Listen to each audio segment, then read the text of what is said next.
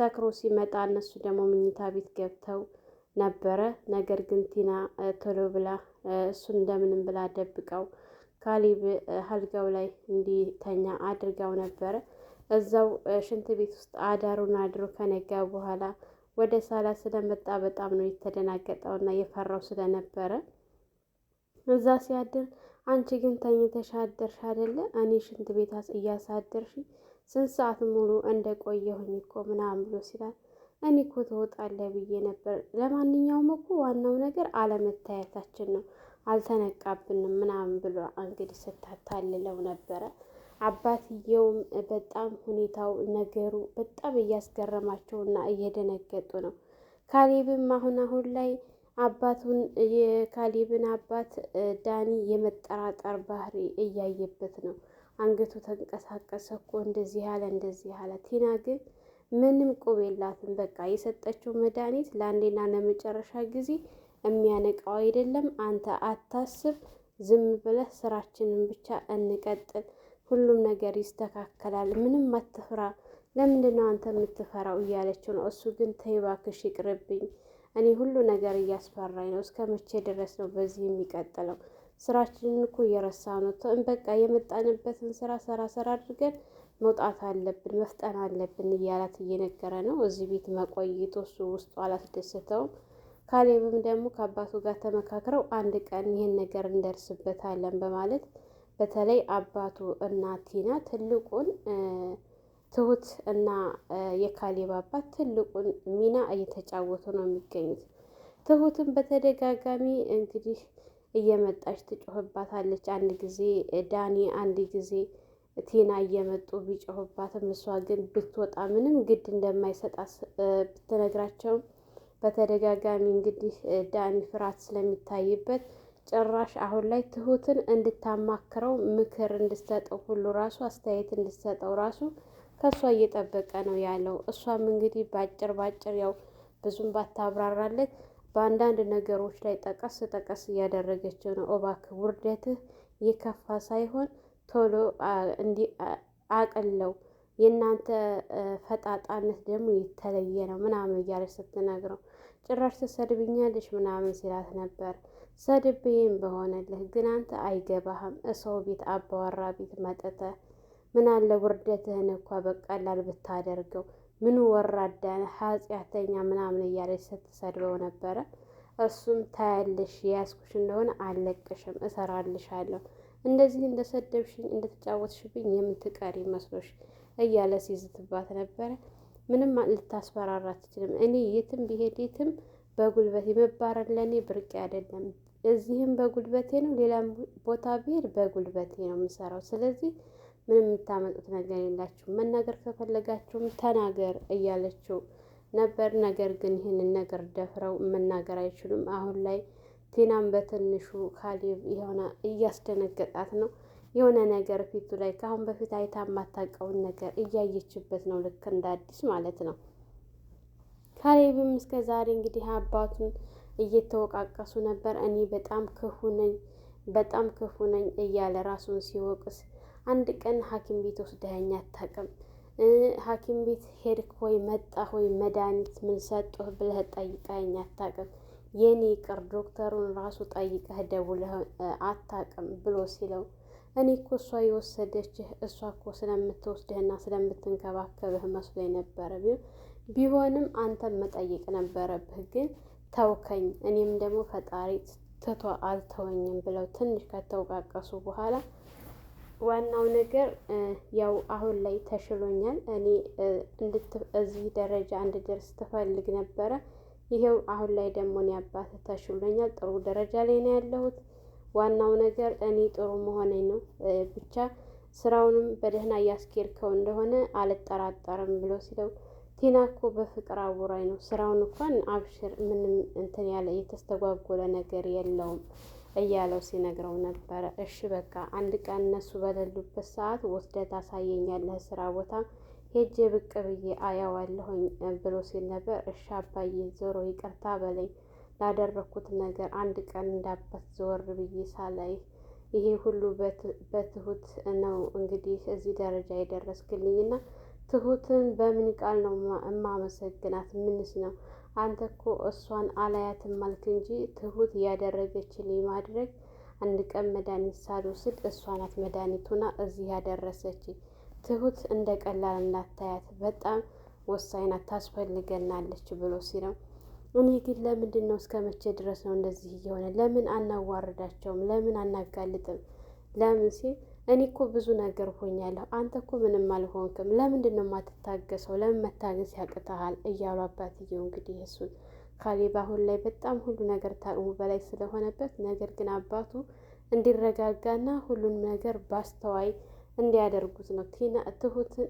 ትሁት ብዙ ነገር አድርጋለች። ቲናን ማዋረዱ ሌላውን ተው፣ ሰርግ አድርገን እዛ ላይ ቆሜ እንድታይ፣ ይሄ ብቻ ለእሷ ትልቅ ቅጣት ስለሆነ ቆሜ መታየቱ ብቻ ራሱ በቂ ነው እና ለዚህ ጊዜ ደግሞ ትንሽ ነው። እኔ ፊቴ ስንት ነገር ያደርጋሉ መሰለ፣ ስንት እያወሩ ያንን ሁሉ እየሰማሁኝ ያንን ሁሉ እያየሁኝ ምንም አላልኩም።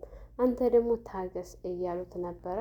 እሱም እሺ እታገሳለሁ አባዬ፣ እንግዲህ አንተም ታግሰሃል እኔም እታገሳለሁኝ አብሽር በማለት ተመካክረው ስራቸውን እነሱ እየሰሩ ነው የሚገኙት። ዳኒና ቲና እንግዲህ ገንዘብ አግኝተው ይህ ሰውዬ ቶሎ ሞቶላቸው የሚፈልጉትን አድርገው ከዚህ ቤት መላቀቅ ነው አላማቸው። ነገር ግን እነሱ ያሰቡት ሌላ ነበረ።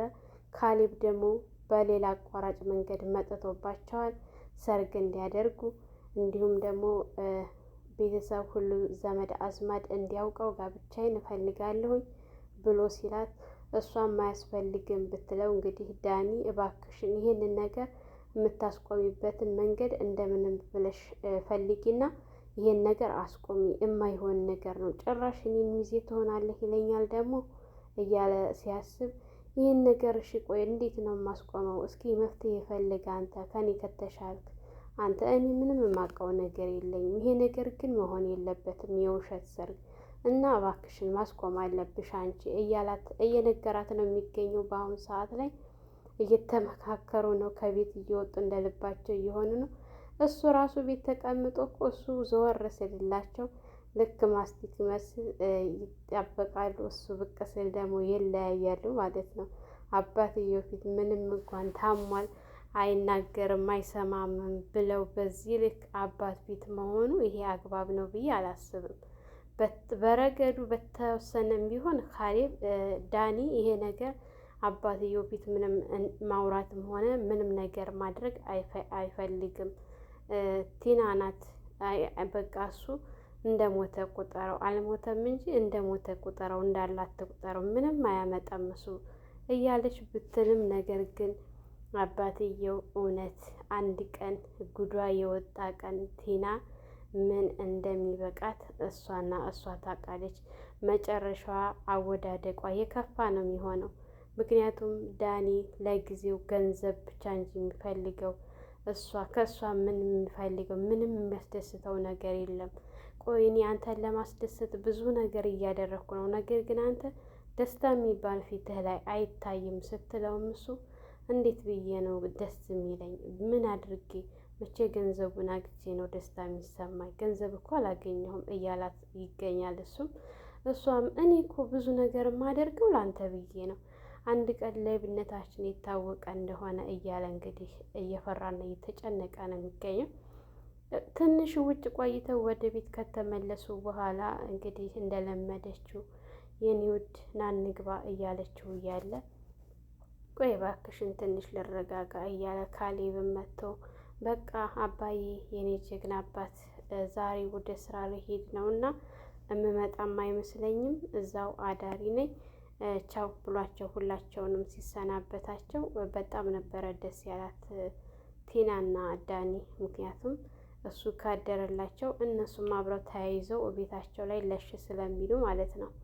ልክ እሱ ከወጣላት በኋላ ስታጣድፈው ነበረ እዛው አባትየው ፊት ቆመው እንግዲህ የተወሰነ ካወሩ በኋላ እባከን እንግባ ይህን ጊዜ አናገኘውም እና እድሉን እንጠቀምበት ስትለው እሺ ብሎ እንደምንም ብሎ እባክሽን ይሄ ነገር ይቅርብኝ፣ እኔ እዚሁ ብተኛ ይሻለኛል፣ እሱን እየጠበቅኩ ምኝታ ክላሱ መግባት የለብኝም ብሎ ቢላትም እሷ ግን ይህንን እድልማ ማሳለፍ የለብንም ብላ እንደምንም ብላ ይዘው ጎትታ ገብታ፣ ነገር ግን ዳኒ ስለተጨነቀ ትሁት ጋር ሄዶ ይሄ ነገር እንዴት ነው ይመጣል አይመጣም እያላት ሲጠይቃት፣ ትሁትም እኔ ምን አውቃለሁ እዛው ሂድና እሷን ጠይቅ እንጂ እኔ ጋር መተህ የምትጠይቀኝ እሷን አትጠይቃትም እንዴ?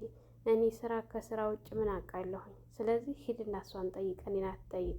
እንዳውም እየጠራች ነው ሂድ ስትለው እሺ ብሎ ሄዶ ነበረ። ከምኝት ምን ችግር አለው ብትነግሪኝ፣ ምን አለ ከምትጮህ ብትነግሪኝ ቢላትም እሷ ግን አያገባኝም አይመለከተኝም ብላ ከክላሷ ከኩችን ካስወጣችው በኋላ የካሌብ አባትም ሳይተኙ ተቀምጠው ስለነበር አባዬ ለምን አተኛም ብላ አጠገባቸው ስትሄድ ሂጂ እኔ ተኛለሁኝ አንቺ ስራ ስላለብሽ በጧት ስለምተነሽ ሂጂ ብለው እንግዲህ ከሄደች በኋላ እሳቸውም ሁኔታው ስላላማራቸው ቀስ ብለው ምኝታ ክላሳቸው ከፍተው ሲገቡ አገራማን ብለው ካሌብ አይመጣም ብለው ተኝተው ባለበት ሰዓት ዳኒ ቀጥ ቢል አባትየው ከኋላ ቆመው በጣም ነበረ ዳኒ የደነገጠው። ምክንያቱም ያላሰበውና ያልጠበቀው ነገር ነው ያየው ነገር በጣም ከባድ ሆኖበታል። ምክንያቱም የካሌብ አባት ካዩት ምን እንደሚያደርግ ምን እንደሚበቃው የት እንደሚገባ